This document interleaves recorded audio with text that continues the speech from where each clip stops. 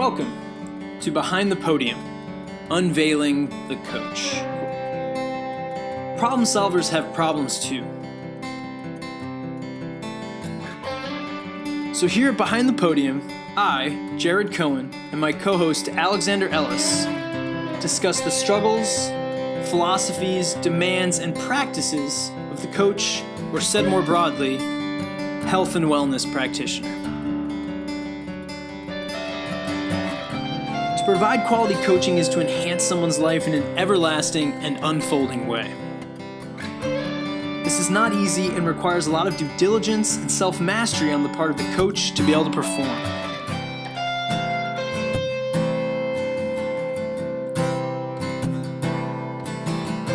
So without further ado, join us as we dig deeper into the depths of the coach's mind. Welcome back, or welcome to Behind the Podium, Unveiling the Coach. I am Jared Cohen with my partner in crime, Alexander Ellis. And today we go behind the podium with a coach, naturopathic doctor, blogger, podcaster, business owner, health educator / public speaker, husband, father, and science fiction enthusiast.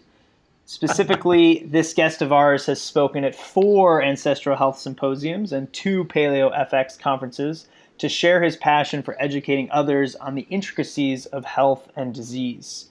He founded and treats patients locally and remotely out of his clinic, Aspire Natural Health, in Redmond, Washington. Aspire Natural Health specializes in treating gut, autoimmune diseases, and other hard-to-treat cases that the conventional medical system or other practitioners have been unable to resolve. Without further ado, it is Alex's and my pleasure to welcome Dr. Tim Gerstmar to Behind the Podium. Hey, thanks, guys. Thanks for having me, and you make me sound pretty awesome, so I appreciate that one. Thanks a lot. Of course. That is the job of any good host. Absolutely. Well, I'm glad I could get the chance to come on today and, hopefully share some things that are going to be helpful or insightful for other people. We were chatting a little bit before we started, and there's a lot of mistakes that we all make. And, the whole idea is to try and learn from others and make as few of those same mistakes as you can. When I was thinking about coming on the show and what I wanted to share, how I thought I could be helpful for people, I was thinking back of all the years I've been in practice now and all the mistakes that I've made. And, we like to not call them mistakes, but learning lessons instead. You like to think, well, if you learn something and then you don't make the same mistake again, then it's not really that big of a mistake. But, you just kind of look back and go, man, all the money that I've either squandered or left on the table because I, tried things that didn't work or was doing something inefficiently, all the time and effort, all the late nights, all those other things. And it's like, hey, if we can just help people, make a few less mistakes, then we can have more successful,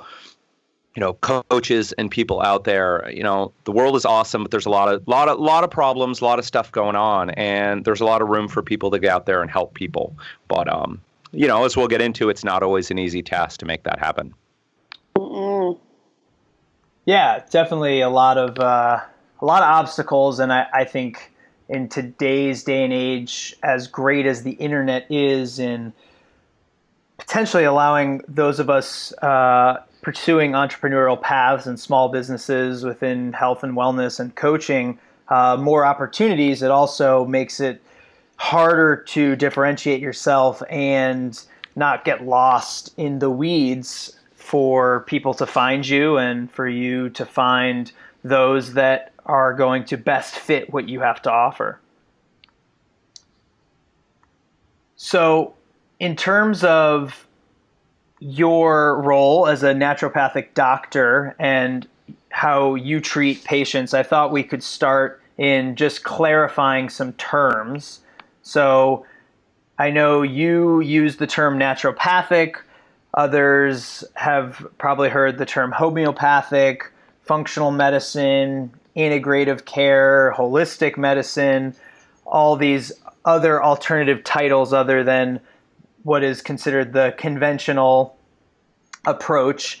How do you differentiate, and can you help us parse out some of the definitional differences between these terms?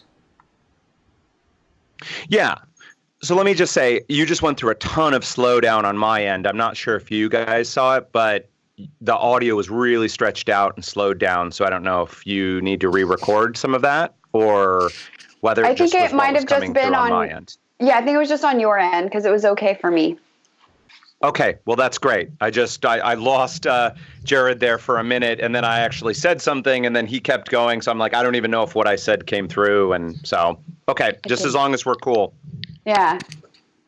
Yeah. What was the last you heard from me? Well, so you started. I'm trying to remember where it's picked up and started glitching. We were talking, so I gave kind of my little spiel, and then you were talking, and you were saying you were saying the internet. When you started saying as much as the internet has been helpful, I sort of lost a whole big chunk right through there until and the internet dropped out. Yeah, yeah. Until good. You started saying homeopathic, naturopathic, integrative, and then I kind of picked you up again at that point. So if it's cool, we can just pick up and keep going. I just wanted to let you guys know if it was on your end. Got it. Why don't you re-ask that question? Because there was a pause where Nate can cut it in. Yeah. Okay. So I thought it would be helpful for the audience to differentiate, to have you help us differentiate between some of these common but maybe overlapping terms within the alternative health scene. So naturopathic, homeopathic, functional, integrative, holistic. How do you differentiate, and is it some of it just kind of different strokes for different folks, pretty synonymous? Yeah, I mean, look, that's a really good question. And anything that's not the mainstream, of course, that doesn't have a sort of an agreed upon term, you're going to find a lot of people using different terms, right? Some of it is for turf. So someone will carve out sort of a specific system or a specific name, or, to your point earlier about trying to differentiate themselves. So some people will start using different languaging, and it is what it is, but it can make it really confusing for, people trying to seek out care and trying to understand what it is that they're getting. So there's a whole bunch of terms that are sort of out there and being used. So on the one hand, we have alternative medicine. So obviously would just mean an alternative to what the conventional system is doing.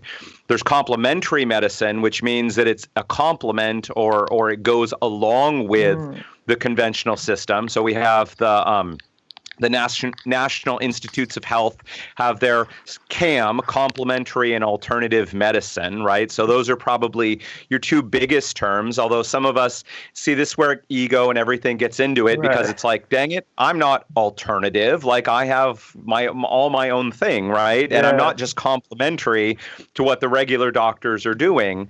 So a lot of us like the terms integrated. So hang on a second, let me back up. So then there's natural medicine, which is super vague. It's kind of like food that's called natural, like what is natural and what's not, right? But generally the term means, not using drugs, not using surgery, looking at things like diet, looking at lifestyle, looking at herbal medicines, looking at vitamins and minerals.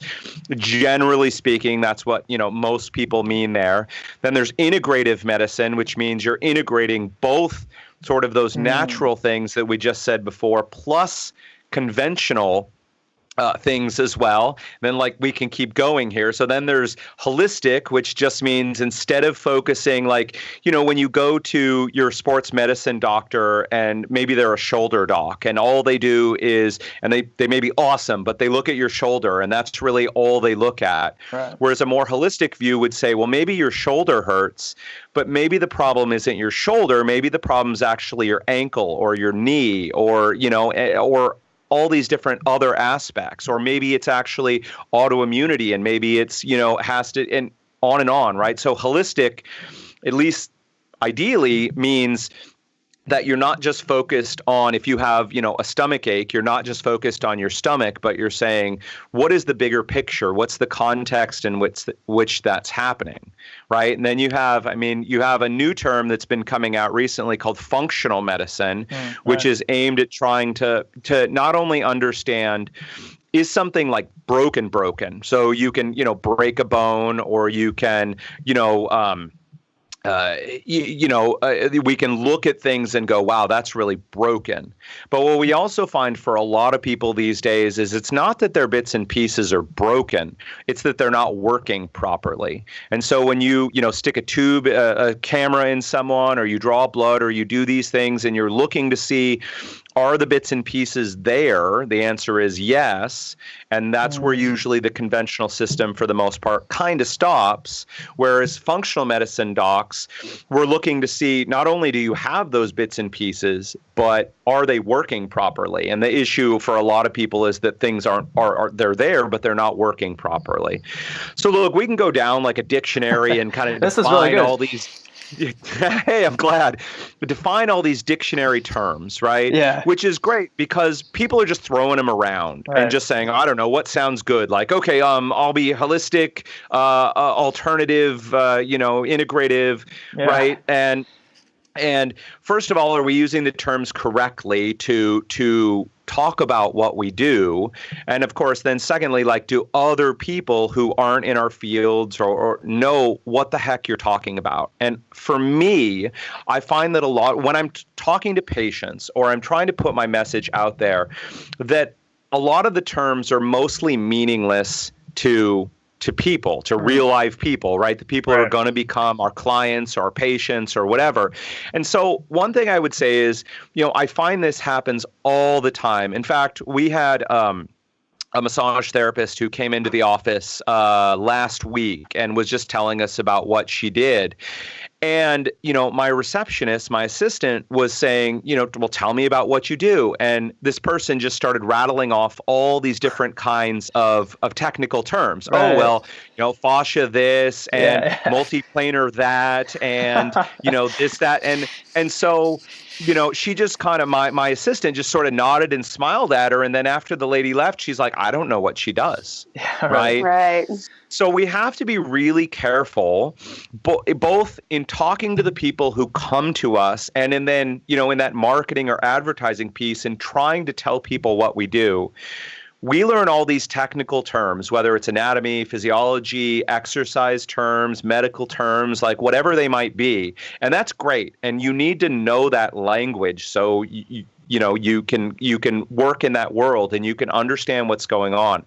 But we forget, we don't remember, before we learned all this stuff, we had no idea what those terms meant either. And so neither do the vast majority of the people that we're talking to. So, I can rattle off, okay, I'm naturopathic, integrative, functional medicine, holistic doctor, right? And most people go like, I don't know what that means. And so it's selecting, the language that you feel accurately conveys what you do for people, but spoken in a way that they can understand it as well. And so, my caution to people out there, and listen, doctors are more guilty of this than maybe anybody, but we use language that sounds really impressive. And whether it's just because we forget how to talk real language, or because we want to kind of show people, look how educated I am, look how professional I am, you don't want to sound like an idiot, of course, but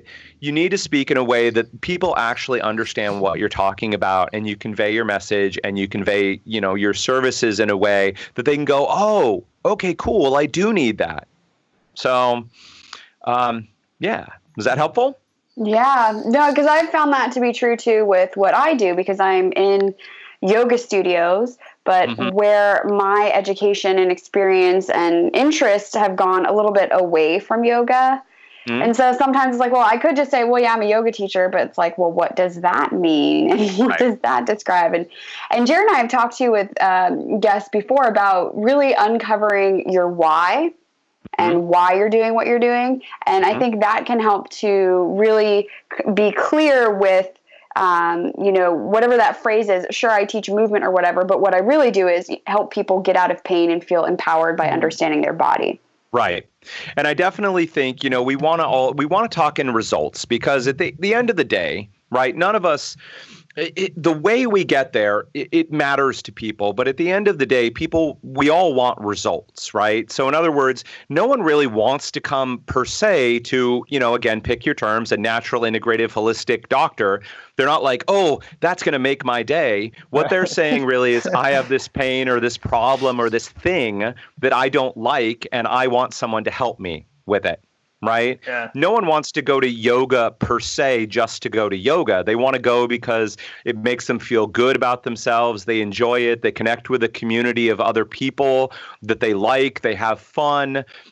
They, get stronger, lose weight, have more mobility. But again, why do they want to get stronger, lose weight, have more mobility, right? So maybe it's, they're embarrassed. They can't reach down and put their shoes on, right? Or maybe it's because they look bad in their clothes, or maybe it's because they want to, play with their, like I had a gentleman come in, and, he's a little bit older and he has a young child, and he wants to make sure that he can stay in good shape and stay healthy and be there as his son is growing up, and that he can be a good role model and show his kid, all these good health habits and how to take care of yourself. And, so when we start rattling off all these terms, it's important to some extent, but it's also pretty meaningless for people. We need to speak in a way, in a language that connects with what their wants and needs are, so that they can see the reason to come and see us. And then you want to have just enough to basically say, hey, I can help you, have more life in your years, more years in your life and all that. And here's why: I'm qualified. I went to school. I did this and that. I've had this many years of working with people and all of these things, right? But it's not just about rattling off big terms that mostly confuse people, or they just have no idea what you're talking about. Mm-hmm. Yeah, it seems like there's these different categories. It's like there's terms that maybe we're using or picking particular titles because of how we think the public will perceive them. And then there's also maybe a title that is reflective of a certain type of education. And then the last one that interests me is like, well, what titles am I picking that maybe have no relevance as to like what the public perceives, but it has relevance to kind of like how I myself associate with what I do. Sure. And I mean, there's, you've got to feel good about what you do, and you've got to feel that you're being fairly represented. But, we'll say in all of this, like, watch your ego at the same time. Yeah, like if you need to puff yourself, and like one example, right? So, it's just a funny story. So my wife was making a hotel appointment for me one day to go to a conference, and the hotel had the option of, you could select Mr. or you could select Doctor when they check you in. And she's like, do you want Doctor? And I was like, well, not really. Like, it does, like, I don't derive my self-worth from the fact that I'm a doctor. Right. When I'm talking to patients, though, or people who are coming in, or people who are looking to use my services, do I put that doctor title out there? Well, yes, I do. It's kind of to help frame the relationship correctly. It's to help say, listen, I really did go to medical school. I really do have all this expertise, right? I'm not saying it because I need to walk around and everybody needs to call me doctor and pretend like I'm more special than I am, right? You'll see this in people who put like 50 zillion letters after their name. So they've gotten all sorts of like certifications and diplomas or titles or things. And so it'll be like, John Smith, and then it'll be like letter. And you're like, come on, seriously, like your letters are longer than your name. And it goes back to what you said originally. Most people don't even know what those letters stand for. So Right. So, so there's, feeling good about yourself and your accomplishments, and there's conveying your proficiency and your expertise to people you're speaking to. And then, and again, we just all have to watch it because we're all human beings, and we like to pretend we're super important and everything. And so, I would just say, what do you, if someone has like 10 different letters after their name, it's sort of like, why are you doing that? Does it really lend you legitimacy? Do people really understand what those terms are? Is it really important and necessary? Or are you, kind of desperately trying to convey your importance to people, in which I would say then your marketing message probably isn't well crafted? Or are you, and again, this isn't judgment on anybody, so I really don't mean it this way, but are you sort of, propping up your own self-esteem and by showing just look how much, how many certificates and how much knowledge and how much time I've put into this? And I would just say I think there's better ways to convey that to people. So, that's really great. I think that whole ego relevance is so important, and whether we want to admit it or not, it definitely comes into play, especially when we are trying to make a name for ourselves and feel like we are the things that we want to offer have importance and relevance and matter. Oh, sure. And listen, I'm not saying, destroy your own self-esteem or anything like that, right? But we're just saying, like, again, at the end of the day, you need your marketing message to convey what you do and how you can help people, and you need to get it out there to reach your target audience, the people that you can help and that you want to help, and that's fine. But it's not just you're not just going, okay, like what are the trendy terms? Although right. there's some use for that, right? So I'll just candidly, as the term functional medicine has been growing throughout the internet, I've skewed my marketing messages a little bit to include that term because I know that it's gaining in popularity and that people are, becoming aware of it. And so if it suits what you do, you want to kind of tie in and ride on that. And, on the flip side, Jared, we, as people who are early into the paleo scene, there's a lot of debate about what's happening with paleo and should you be, is it quite so impactful to include terms like paleo and things in your marketing messages anymore, or should you be pivoting and changing, what's going on? And the answer is, of course, you want to pivot and you want to be aware of the terms that are out there so that you can tie in with that. But again, while still retaining authenticity and being real to what you do. And another piece is, I don't know if you want to go here, but I really encourage people not to just jump on fads per se, right? Whether it's in the fitness world, whether it's in the medical world, we see fads coming and going, things gaining in popularity. And again, it's a little complicated. So, there's nothing wrong with pivoting a little bit and saying, well, if this is what people want, and we can sort of use some of that. But what I see happens, at least, in my world, is that if someone is finding that their cash flow is a little low or their patient base is a little bit light, they'll go, oh, hey, you know what? This is trending in popularity. So I'm going to run out there. I'm going to get some training if it's a thing that you get some special training for. I'm going to buy some special equipment or whatever, and I'm going to hit this thing hard. And what I find happens most of the time is maybe they run with it for a little while, but then the fad passes, and now people are stuck with the debt that's involved in getting the training, getting the equipment, doing the things, and they end up, and then they're just like jumping to the next thing because, oh, this thing isn't popular anymore, but now this thing is. And so there's just that fine line of being aware of like what's out there in the general, I don't know, the big word that I use is the zeitgeist. That's the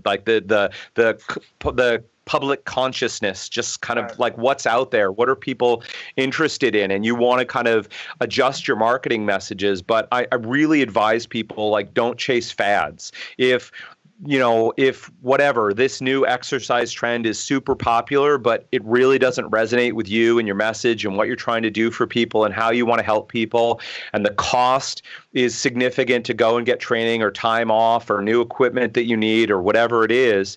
And the other side I'll just say is a lot of people they're like, and doctors are no exception here. And heck, I've even done this before. You're like, that sounds like a great idea. And so you run out there and you buy stuff and you do things. And then your staff, if you have them, sort of like sighs and hangs their head because it's like, well, we don't have any systems with which to incorporate that offering, right? Yeah, so it's like, oh, cool. Now you're leasing, a multi-$1,000 piece of equipment. Where does it go? How do we use it? How are we marketing or advertising it? How much are you going to charge? What's who's going to need to be there to help operate it? So again, part of the reason I'm against fads is usually fads are very temporary and you have to act quickly or the fad is gone and you've missed it. But really, for me, when you're looking to add new staff, new equipment, new services, whatever, new things you're selling or whatever to your business, you need to be thinking about what are the systems that have to be in place to actually make that work. Otherwise, what you end up with is, like everybody's homes, right? They have that exercise equipment that's just like sitting in the corner being a coat hanger for them because they were just like, that sounds awesome. I think I'll buy whatever. But they didn't figure out how does it fit into their life and where does it go and when are you using it and all these different aspects, right? So that's a great comparison, great parallel. Yeah. What have you learned personally, or what has been recent pivoting that you've done that you have found helpful in growing your own business and just not necessarily changing your operating system, but realigning it based on things that you feel like are more reflective of the zeitgeist?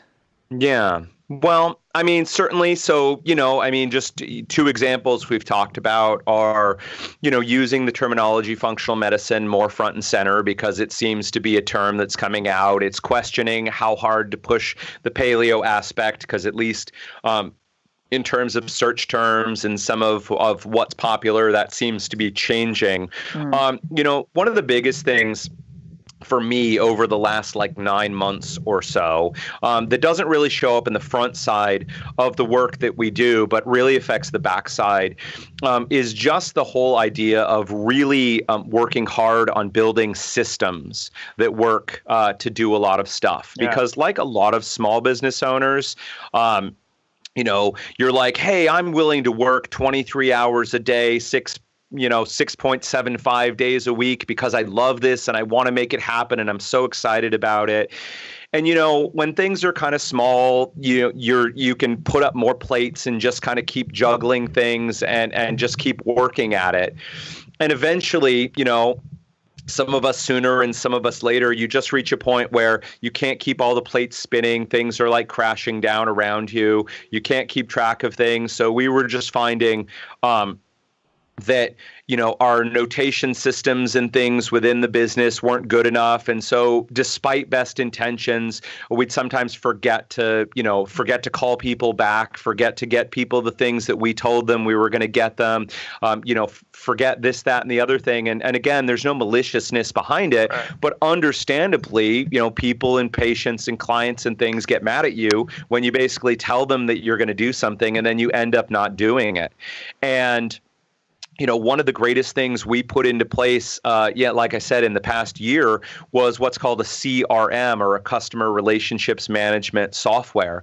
And a lot of people think, well, why would I need that? That's what salespeople use, and you're like, well, it's basically a system that does two things. I mean, you create entries for people. So for us, each of our patients has an entry, and then there's a place to track what's done. So, if Jared calls us up and says, hey, can you do this or that for me? Or what about this or that? That can get logged into the system and tasks can be created from that. Send Jared this paperwork or this thing or do this for him or do that for him. Or, what he said in 3 months, give me a call. Well, one of the ways that we fell down so many ways is I'd go, awesome, that sounds great. I'll call you in 3 months. And then it wasn't really getting recorded anywhere. So then, I may sit up in bed one night and go, man, I meant to call Jared 12 months ago. And it just suddenly occurred to me. Right. Yeah. But now it's a simple, I mean, again, it sounds so simple. And I've told a lot of people about this, and a lot of people just go, okay, like, cool. And it's like, no, seriously, guys, something as simple as this has really transformed our ability to provide consistent high-level care to people. And so many businesses, just one example, like I'd missed a dentist appointment because life got crazy and I totally forgot about it. It was on my calendar, but then it just blew by, and the dentist calls me the next day and they're like, hey, you missed your appointment. I was like, damn, I missed my appointment. I should say they left me a message that said you missed your appointment. And I was like, right, I need to call and get an appointment scheduled. And then, like happens to so many of us, and then so many of the clients that we're seeing, life gets in the way. Right. And you're just like, oh yeah, I got to call the dentist. Weeks go by, man, I got to call the dentist. And you know what? It's been months. And that dentist has never once called me back again. So they don't have a system that reminds them to say, hey, we haven't heard from me, call that guy back and try to get him back on the books, right? Yeah. And so it may sound boring or mundane. It's not as sexy as like learning a new technique or a new skill or something.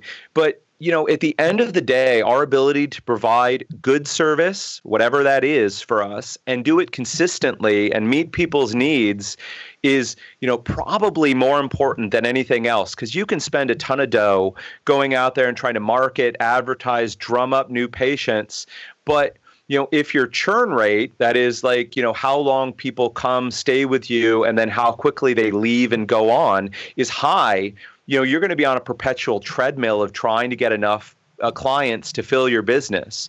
And anything that you do that can keep those people happy and keep them feeling good about staying with you, and that what you're providing for them and paying for it will pay you back many times over. So I don't know if that was exactly what you wanted, but I really want to pimp the idea that everyone, I can't see myself from now and forever not having some sort of CRM system in place so that we can track people and make sure that we're doing the things that we said we're going to do for them, and that their wants and needs don't get lost in all these zillion other things as business owners and coaches and doctors and things that we have to do on a daily basis.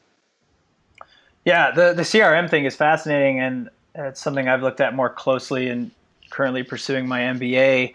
And one of the things I've thought about in relation to it, because I know it is a big part of most CrossFit gyms and other types of privately owned gyms having these software systems. But where I've seen kind of the pitfall is the user error, right? It's like, like you said, it's another tool essentially. And where I think, again, another problem occurs is, hey, I have this great software, it's tracking all this great information, but do I know how to make use of it, or am I aware of what to make use of it? Have you kind of run into that, or had to create more systems, or another kind of thought process of what is best to use from this information, especially if it's tracking so much? Right. Well, I definitely would agree with you. I mean, I think this kind of comes back to whenever you want to bring a new service, a new technique, a new product, a new system into the work that you do, you need to give it some thought about how does this actually fit into what we're doing, right? So exactly, new software, you're like, awesome, I have this new software or whatever, but then do you actually know how to use the darn thing? Is anyone actually using it? So, it definitely, we had to kind of rebuild systems within our clinic to make sure that everyone was using the software. Because if, again, you can have the latest, greatest, thing, and if people aren't consistently using it, or they're not using it the right way, it can actually become more of a liability than not, right? So we had to have, staff training around how to use the software, and we had to, like everybody was accountable to everybody else. Like if we found that someone hadn't entered information, you had, again, in a nice way, but you had to go back and be like, no, like it's really important. And so we really took a few months to, really work on it. And then, you do run into the fact, and this is maybe the negative of like the internet and the computer era, is that you have the ability to track so many variables now about people. And it's trying to figure out what are actually the important variables that matter versus the, if you will, kind of the vanity metrics that sound good and maybe make you feel good about yourself. Like, ooh, look, my Facebook page is getting tons of likes, which can be great. Don't get me wrong. I'm not against likes. But at the end of the day, as a business, like I'll just say this, right? We need to make money. Money is the blood of a business. If your business has no blood in it, it's dead, right? So at the end of the day, vanity metrics like likes on a Facebook post or whatever are great, but you need to see what actual conversions are looking like. So how many actual leads or potentially interested people are we getting?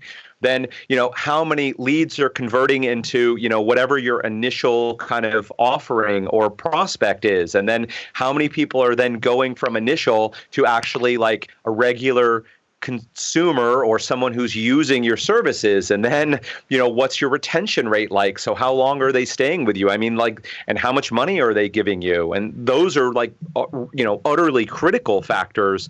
So you have to be careful that, you're not gathering data just to gather data, but that you're gathering things that are meaningful, that are helpful for the person that you're serving, that are helpful for you in delivering your services, or helpful in your business for actually, making some money and having some blood in it. So, yeah, I don't have easy answers there, but, in being a conscious and conscientious business owner, these are things that we have to think about.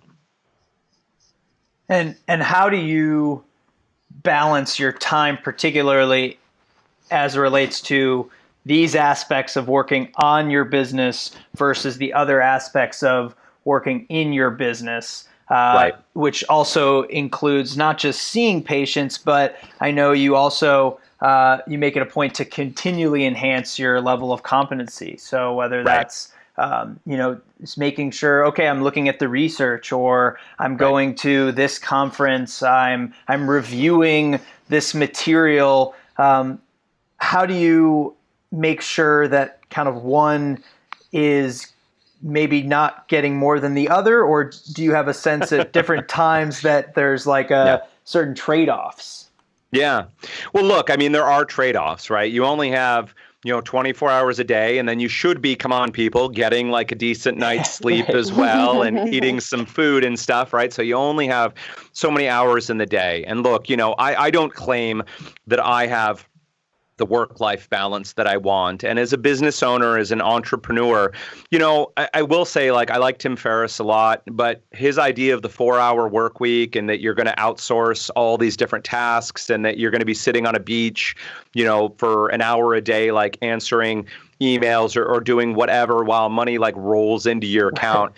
I'm just going to pretty much call BS on most of it. I mean, maybe, listen, if you're making that work, like, more power to you, sincerely. But I've never talked to a business owner who has that kind of life, basically. You can bet Jeff Bezos, the guy who owns Amazon and there are gazillions of dollars, isn't doing that himself, right? So there's the reality of knowing, and I'll tell you one thing that hurt me years and years ago. Before I became a doctor, I sort of set off to open a little business. And, one of my mentors at the time was like, oh, it's easy. I only work part-time and I have this great living and I have all these toys and I go to all these seminars and trainings and do all this stuff. And I was like, awesome, that's totally what I'm going to do. And like, it did not look like that at all. I quickly realized that's like, again, if you can do that, more power to you, but that's just not what it looks like for most people. You need to be aware that having your own business means, you are going to work harder and longer, at least for a long time, than anybody else in your business. And you're really going to be putting in that time. And what I try, at least for myself, I try and say is work-life balance for me doesn't mean that any particular day or even week or sometimes month is going to be balanced well between work and business, but it means overall that I try and have some balance. And so, listen, like some days and weeks are all about working in the business, seeing patients, helping people, doing all of that work. And there's really not much time to work on the business. Then other days or weeks or months, there is more time to work on the business. So listen, I think like Michael Gerber, he's the guy who wrote The E-Myth. If anybody hasn't read it, it's a great book to think about. And he talks about you can't just work in your business providing your services. You have to work on your business as well, developing the business. And I think that's great. But the mistake, I think, and I've made this mistake too. So anybody out there, it's like me speaking to all these things, this all comes from my errors and mistakes and things I've screwed up on and tons of money I've, like I said, I've either blown through it or left it laying on the table and never picked it up, and long hours and all the rest of the stuff. So, I'm speaking from experience here, not just trying to moralize to people about what they should do. But a lot of people, myself included, we go, yeah, work on the business. Like, yeah, I totally want to do that. And so then you're just like, I don't have time to see people. I need to be building my brand and my marketing and my messaging, my systems. And then you realize like, hey, there's no money coming into my business because I'm not providing anything. And so we just say, it's not all or nothing. For most of us, what it means is, especially in the beginning, probably like 80 to 90% of your time is going to be working in the business, and maybe only 5 to 10% of your time is working on the business. Does that mean like everything gets done right away? No. But, we set ourselves here quarterly goals and then yearly goals. And then, in my head, I even have multi-year goals, just kind of like, over the next couple of years, we want to make sure this happens and this happens. And this is the direction that we're going to take things. And, we all want to be overnight successes. And so again, the thing I don't like about the internet is this idea. It's like, hey, in 1 year, you can grow your business from $0 to $5 billion in revenue, right? Yes. And you're like, yeah, like, hey, 2018, I'm going to be sitting on the beach while my business makes me $56 zillion, right? And you're just like, no, that's, again, if you can do that, more power to you. But there's this old saying, that the overnight successes are 10 years in the making. Right. So that, this all of a sudden, this person's blowing up and they're all over the place. And oh my God, I want that too. And they just seem to come out of nowhere and they're raking in the dough and they have waiting lists that are 6 months long or whatever.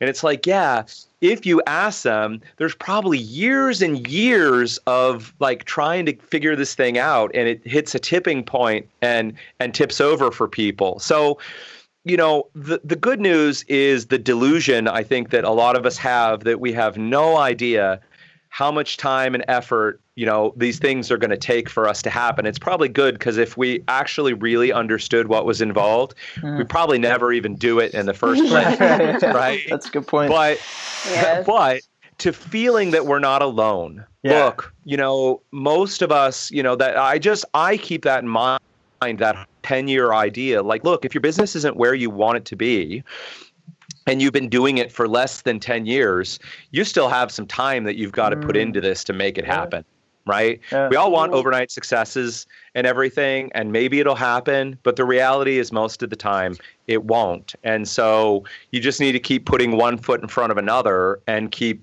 working at this thing. Because if you love it and you keep, mistakes aren't mistakes. Mistakes are opportunities to learn that what you did didn't work or wasn't appropriate, didn't make sense. You had the wrong people involved, the wrong systems involved, the wrong stuff involved, wrong place, wrong time, whatever it might be. If you can, those hurt and they suck and they're painful, especially when a lot of dough goes out the door, or, you're having trouble feeding yourself, or maybe, you have to give up your space because you can't pay for it, or you've got people chasing you about paying off debts. Like, we've all had sleepless nights and anxiety off the charts trying to face with and deal with these things, and they suck. But if you can find the lesson to be learned, and next time you can avoid that situation or do something differently, then it's still not awesome it happened, but you can use that to grow and to do better next time. So yeah, so work-life balance, man. I don't know. You do your best, and you're not going to be able to segment each day into, well, I have my working time and my work on time and my family time and my personal time and my study time.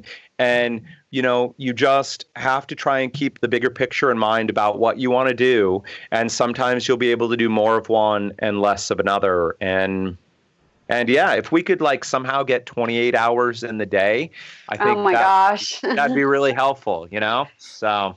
Oh my gosh, yeah. And then we'd be even more underslept than we already are.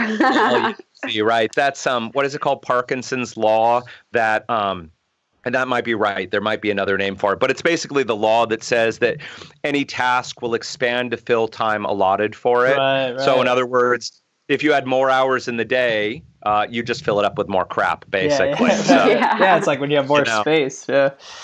Yeah, totally.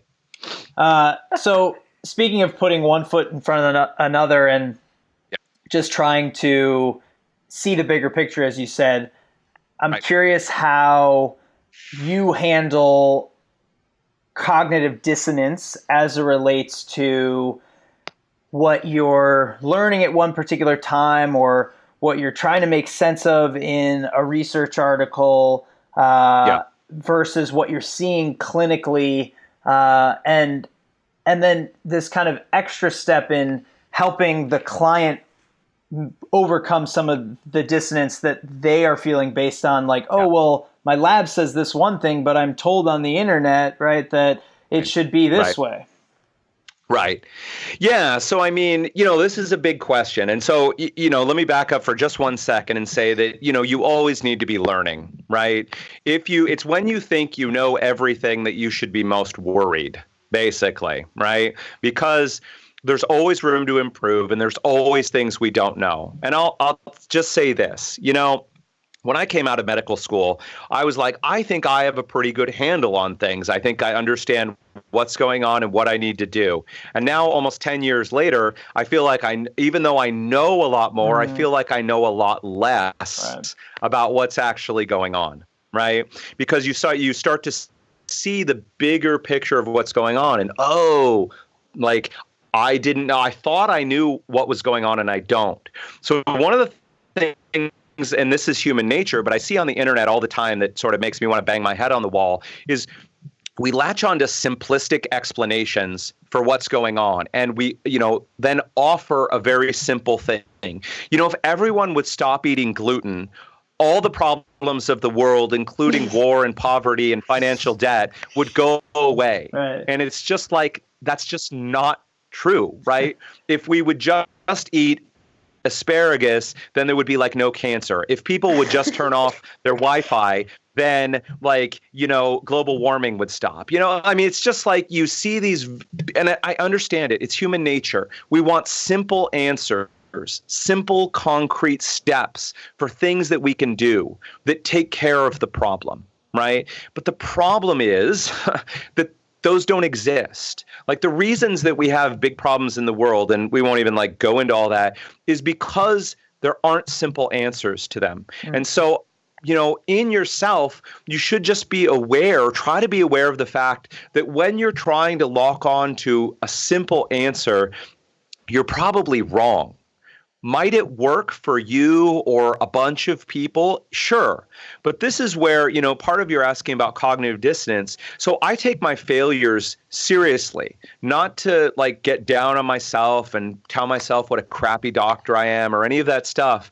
But you look at you deliberately, like, and we will all want to focus on our successes. Oh my God, I got this person in. They lost so much weight. They're in great shape. They're super happy. They achieved all their goals. They're raving about me. And you absolutely should like bask in the glory there. But you also need to look at, well, what about all the people that you failed, right? And now it's not always your fault. Maybe they really weren't committed. Maybe they really weren't ready. Maybe they didn't come to their meetings or attend their sessions, or maybe they half-assed it, or, all these things. Maybe it wasn't your fault. But at the same time, like as a coach, could you have done something differently? Was there a way that you could have got through and reached that person? Was there a way that you could have motivated them? Was there a way that you could have got them to come to their sessions or take their supplements or make the dietary changes or do the things, right? And maybe the answer is no. But maybe the answer is, you need to be better at what you do, right? And so the other piece there with cognitive dissonance, so nobody likes it, right? That's the idea where it's like, I understand what's going on, except suddenly, maybe I don't know what's going on. And mentally, emotionally, right. Mentally, emotionally, it's a super uncomfortable place. Like we don't like it. But on the one hand, we should be happy about reaching that place because it's telling us that in some way we've reached the limits of our knowledge and we're being shown something different, right? So it's almost like, just like we're saying, look, when people work out, they don't like to go to an uncomfortable place. Like that doesn't feel good, right? Sprinting, hitting the weights hard, or going to not fail, whatever your viewpoint is, going to failure or near failure. It's uncomfortable. People don't like to go there. But we're saying, again, done sensibly and smartly, okay, but we're saying that's the point where people get the most value from the work that they're doing, right? In the same way, when you hit cognitive dissonance and you're going, wait a second, like my brain hurts, that's a good thing. Because you've hit a limit on one point of knowledge, and it's time to say, wait a second, and of course it is, was my view incomplete? Was my knowledge incorrect, at least in some ways? I mean, like, look, the gluten thing. Do a lot of people see benefit avoiding gluten? Absolutely they do. Does every single person need to avoid gluten? No. Are there plenty of people out there who eat gluten and they're like, dude, I'm fine. I feel good. Everything works. It's good. Do I need to avoid gluten? And the answer is like, no. But we see people out there on the internet who are just like, gluten is the devil and gluten is the enemy of all life on earth, right? And it's just like, it's not. So I would say we always need to be learning more. Like no matter how good you are at the thing that you do, and this is where I kind of take the Japanese a bit as a role model. We know in their culture they have this big emphasis on mastery, and mastery takes like forever basically. And if it's an older movie now, but if people haven't seen like that Jiro Dreams of Sushi movie that came out a few years ago, you have this guy Jiro, and I'm going to screw it up, but he's like 80 or something like that, and he's been making sushi for like 60 years, and he goes off in the movie at one point for a few minutes talking about the proper preparation of rice and how like his apprentice or whatever, it's like he spends like a year just learning how to make rice correctly, right? Yeah. And on the one hand, you'd go like, dude, you've been doing it like 50 years, like you know what you're doing, and of course he knows what he's doing, but you can still get better at what you're doing, And some of my mentors and some of the people that I most respect, they've been in medicine or had been in medicine, 30, 40 or 50 years, and you'd still see them attending conferences, and you'd still see them, taking notes and trying to integrate the material and trying to improve their craft. And so part of it is, I think, if we truly are passionate about our path and what we're doing, I think we owe it not only to ourselves, but the people we're working with to always get better. So look at your failures and look at, if you were given the chance to work with that person over again, like what would you have done differently, or what could you bring into play, or what new thing, piece of knowledge or whatever could you learn that maybe would have unlocked that case and led to a very different outcome for people. So I think not only do we should not be afraid of cognitive dissonance, but we should actually seek it out. We should always be growing in our skill set and our knowledge base, and we should look at our failures, not to feel bad about ourselves, but, to try and improve. And so my goal is, to pick up files from a couple of years ago and kind of look through them and see what I did with people. And what I really want is to look back and go, damn, I really would have done that different now. And that just means, your ability to grow and improve yourself. Yeah, that's great. And just that reflection aspect and being able to look back and be okay with what you did do at that time, knowing that you're at a different point in that growth curve. Absolutely. Currently. Yeah, look, some of my first cases from way back when I graduated from medical school, I look at some of the first cases and I'm so thankful for them that they came to see me as a green doctor and someone, who hadn't had all of the experience that I have now. But I look back and I go, wow, it's cool. I did the best that I was able to at that time. But now, because I continually work to educate myself and understand now, I can do so much. I could do so much better by those people. And again, it's really seeking out the edges and knowing where you're weak. And so again, this comes to, it might be the application of your craft, or it might be the application to certain people. So you may be a great trainer, but what if someone's disabled, or what if someone's, really overweight, or what if someone's, whatever, or it might be, your actual literal coaching skills. How can you connect with this person, interact? How can you, push is maybe the wrong word, but nudge them along the path towards change? How can you help them overcome some psychological blocks or hurdles that may be holding them back? All these different aspects of the care that you're providing to someone. So really, no matter what you do, there's always a chance to improve and make it better. Awesome.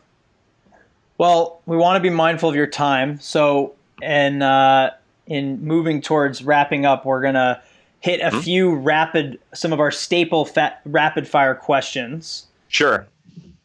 We'll start with, what is your biggest coaching pet peeve? All right.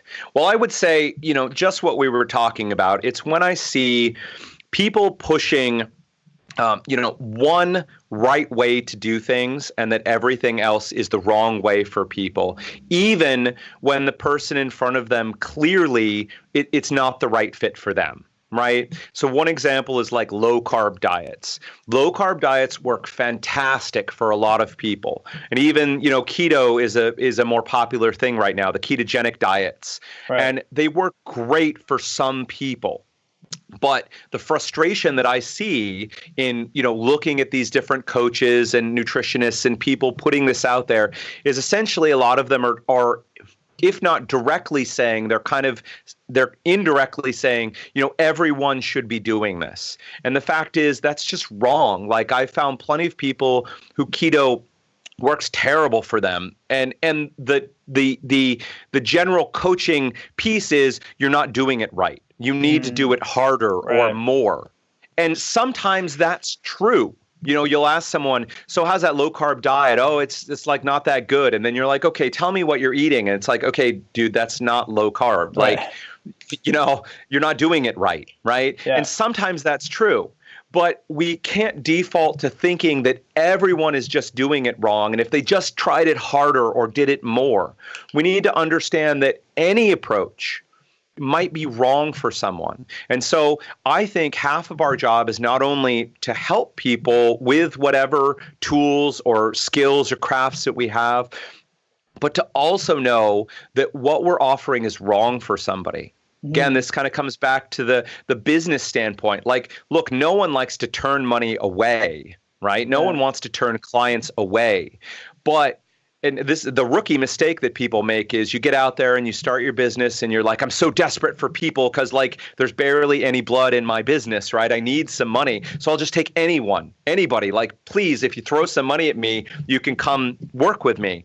And, hopefully you grow and mature and you start saying, you know what? like, this person's actually a wrong fit for me, or this approach is a wrong fit for this person. And the right thing to do is to tell this person, look, you know what? CrossFit or yoga or, an integrative medicine approach or like low carb diets or whatever, this is wrong for you. Yeah. And you know what? Like, I could take your money and I could put you through this, but the reality is it's probably going to suck. You're probably not going to do well with it. And then it's going to end up being a bad relationship on both of our parts. So the thing that peeves me off the most is just dogma. When people get stuck on too much dogma and they're not paying attention to the person who's sitting in front of them and what their needs are. Like, I always say our dogma here is what gets result. The only thing we're dogmatic about is what gets results for the person who's in front of us. And sometimes the reality is, even from a business standpoint, what gets results is the person not coming here or going off and seeing someone else who can better fit their needs.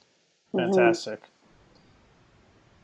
What element, characteristic, or personality trait do you bring to coaching, mentoring, or leading that people would least expect or may be seen as odd? Well, I'll say, look, just in general, what I've found is in my years of maturing as a doctor, what has happened is that I'm playing less and less of what I think people want a doctor to be and more about who I am as a person, right? Yeah. Now, it goes without saying, be professional. Like, don't be offensive. Be all the things that you need to be, right? So we don't discuss unless, God forbid it's necessary. We don't talk about religion. We don't talk about politics. We don't talk about some of these things because 99% of the time they're inappropriate. And so this would go to, Facebook feeds and marketing and what you do in your office or wherever it is that you are. But at the same time, we all get this idea, well, like, I'm a yoga instructor, right? So what do I have to be a yoga instructor? Do I have to wear the yoga pants? Right. Do I have to carry around the yoga mat everywhere? Should I, dress in, I don't know, like all the stereotypes, right? All organic fabric and you better be vegan. That's right, right? And it's more so about maturing into the person that you actually are. So like you mentioned, like, I love science fiction and fantasy novels. I've said this before, like, I played Dungeons and Dragons growing up as a kid, right? I still love that game, although between all the other stuff that I do, I don't get any time to play it anymore. But see, work-life balance, eventually, I'll get back there. Yeah. Get back to playing some more. But anywho, it's letting the real you come out. So you know what? It's like, again, where it's appropriate, but it's like, you know what? I'm a goofball and I make stupid jokes and I talk about science fiction novels and, all this on and on and on about who I actually am. Instead of pretending to be, well, this is what a doctor has to look like, act like, be like, right? It's of course you be appropriate and you be professional, and please, for God's sake, keep that in mind. But within those contexts, be the person that you are. Will you turn some people off? Yes. So a famous example, like, I had a mentor, and he had gone out to lunch. He went for a walk on his lunch. And so he changed into some tennis shoes to go on a walk. And his next patients, they were new patients, an older couple showed up, sat down in his office, and they were just waiting. And he comes back from his walk, walks into the office, kind of says hello, and then walks back. And the older couple get up and talk to his secretary, and they say, you know what? We don't want to see a doctor who wears tennis shoes. And they actually just walked out on that doctor, right? Maybe an extreme circumstance in case, right? Yeah. But all that to say is, if you're being who you are, it will turn some people off. They'll go like, my God, Dr. Gerstmar frickin' keeps talking about science fiction or telling bad jokes or doing like whatever he does. Like, I don't like that guy. And you know what? Like, again, that's okay. But other people will be like, he's authentic and honest. Yeah. We connect about things, and that works for me. So for all those things, but I would just say, again, within the bounds of being professional and doing your job well and all of those things, just be the person that you are. And if you're, a carnivorous yogi, right, then be that thing, right? If you want to wear jeans and you can make it work, like, for God's sake, do it, right? Be who you are, and you'll turn off some people. But again, this is just my experience. When I moved away from being a vanilla doctor, just like this is what a doctor should look like and talk like and be like, to being more authentic to just who I am, it really facilitated a lot of connections with people. Wonderful. All right. Lastly, yes, sir. Does it mean to you to practice what you preach? Well, there's a couple of sides there. So, the interesting thing for anybody in fitness or health is the fact that fitness and health takes time, right? And again, one of the things that you don't necessarily have a lot of when you're running a business is time. Right. Yeah. So there is that tension between, I'm telling people to exercise and eat right and get enough sleep and manage their stress and all this and that. And at any given point in time, I might not be doing those things, some or all of those things myself, right? So there's a balance. And again, people can take this and beat up on themselves. Oh my God, I'm so horrible. Like, I tell people to exercise and I don't exercise myself, or I'm not getting enough exercise or whatever. And again, we need that self-reflection to say, look, if you're not really walking your talk, if you're telling people, you should go to bed and get 8 hours of sleep a night, and you never go to bed and get 8 hours of sleep at night yourself, you need to look at yourself and say, hang on, what's going on here, right? However, this is always the but is always there. You need to cut yourself a little bit of slack too. I mean, if work is crazy and things are going on, you can use that. One of the things that, like, becoming a parent and having kids and stuff taught me is just a lot more empathy for other people. When you get people, they're young or not young, but they're single. They don't really have a relationship that takes a lot of time. They don't have kids. They don't have this. They don't have that. And you go like, when you look at yourself and go like, wow, I'm none of those things, or you're that person and you're looking at your clients and going like, come on, like, I know you work 2 jobs and have 8 kids and like, but you should, spend 2 hours a day cooking food and doing all this, that, or the other thing. It's like, come on, give me a break. Like, you've got to have empathy for people and meet them where they are. And there are, what we call the ideals. Like, look, in a perfect world, you do this and you do that and you do this. But there's the reality of the life that people are living. And we're always trying to nudge both ourselves and the people we work with towards those ideals. But the reality is, some days you may be at 10%.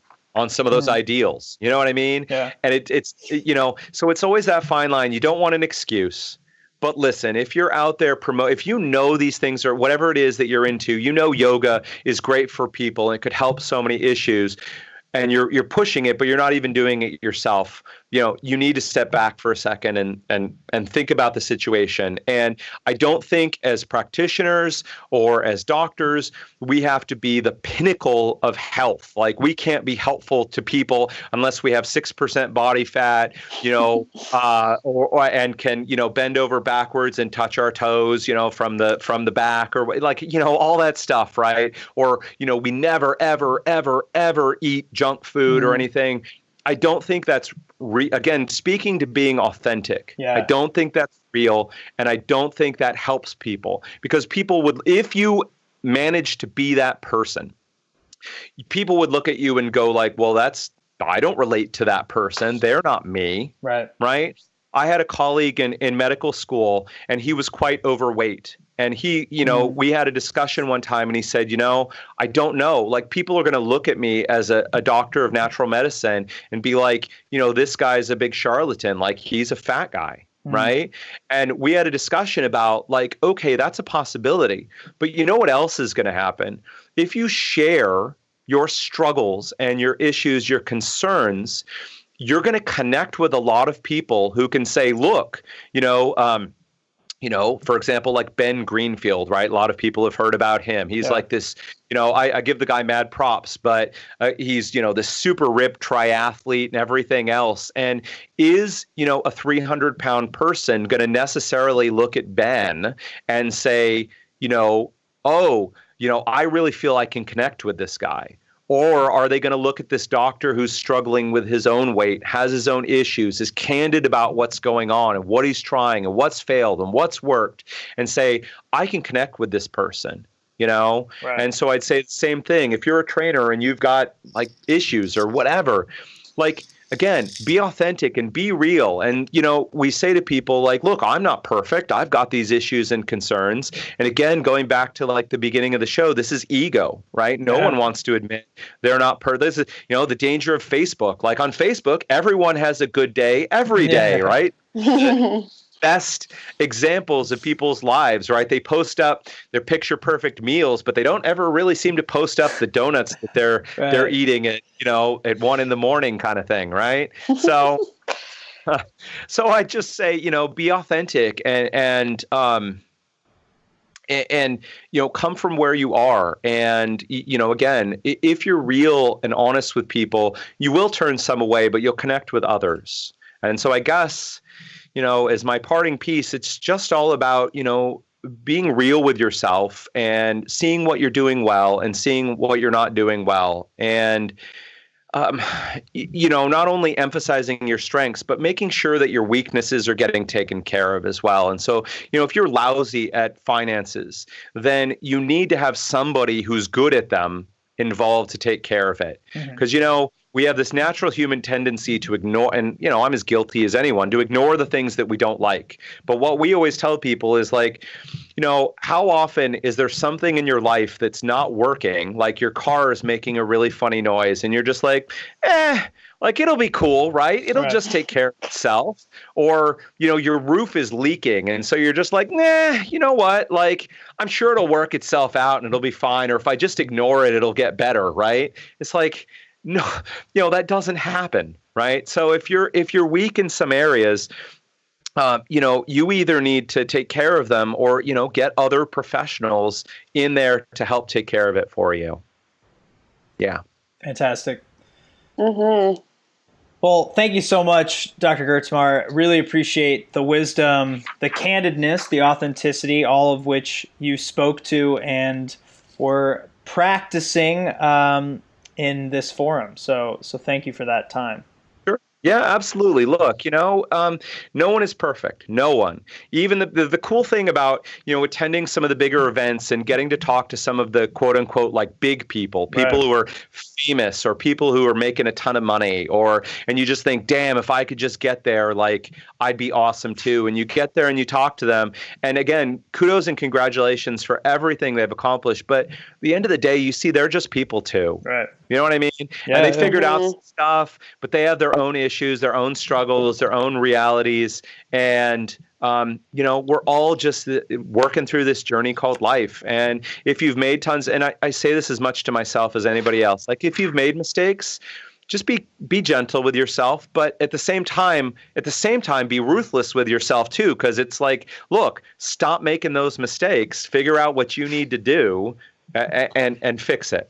Right? Because we need more successful people in health and fitness as doctors, nutritionists, like whatever it is that you do, your gift that you can bring to the world. We need more successful people out there to help more people. The reality is a lot of people, what they say, 8 of 10 small businesses go out of business pretty quickly. Right. Mm-hmm. And it's not because those people don't have heart or they don't necessarily believe in what they're doing, but it's they make some big mistakes and they don't fix them. And then they just, their business runs out of blood or runs out of money, and then it's all done and gone. So please seek out the help you need. Be kind to yourself, but also ruthless, and find out where you're making those mistakes, and work on it. And, keep doing good in the world. Mm-hmm.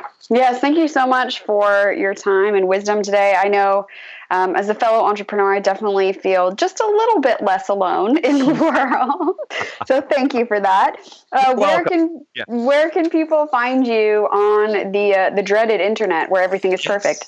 Yes. Well, yes. So absolutely. Look, if anybody's interested, so again, like Jared said, we focus on treating people with gut problems, autoimmune diseases, and those other hard to treat cases. The average person coming to us has seen between 4 and 10 other doctors, and they're just not getting the help they need. And those are the people we really want to reach out to and help. So you can find us online at aspirenaturalhealth.com. That's Aspire as in ASPIRE, aspirenaturalhealth.com. You can check us out on Facebook, facebook.com, Aspire Natural Health. And you can find us on YouTube as well, and we have our own podcast. So if you go to the website, you'll find links to all of that stuff. You'll find the podcast and blogs and other things there. So I do encourage people, go and check it out. One last piece, if you're dealing with autoimmunity, we have a free ebook called The Autoimmune Answer, which goes over a lot of my thinking and rationale, how I work with autoimmune patients. And there's a lot of takeaways that people can get from it. So if they just go to the website, again, aspirenaturalhealth.com, it's right there on the front page. You can sign up and get that free of charge. So awesome. Well, thank you so very much for your time today. Welcome. Thanks for having me on. Until next time.